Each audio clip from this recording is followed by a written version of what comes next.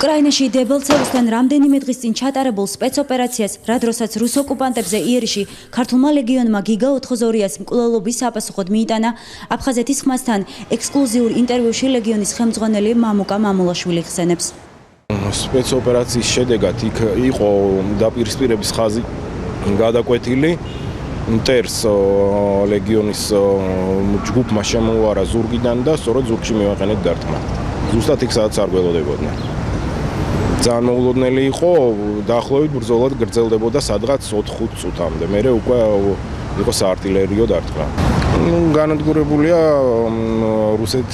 რუსის სამხედრო მოსამსახურეები. 12-მდეა განადგურებული.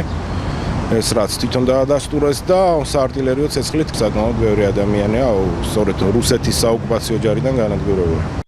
ეს უპრეცედენტო ოპერაცია პირველი არ არის, სადაც ქართულმა ლეგიონმა წამყვანი როლი ითამაშა. აღმოსავლეთ უკრაინაში ანტიტერორისტული სპეცოპერაციის დაწყების დღიდან ქართველი მოხალისეები უკრაინელებთან ერთად იცავენ მოძმე ქვეყნის ერთიანობას. ამ ბრძოლაში დანაკარგიც ჰქონდა.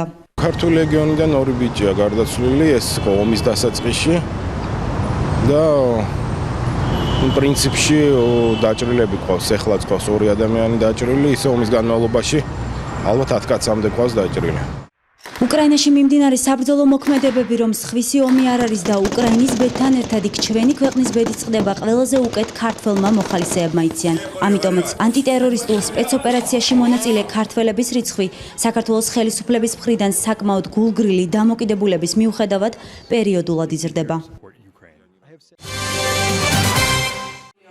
გაზეთ ქრონიკა პლუსის რედაქტორი ელისო კილაძე ხელისუფლებას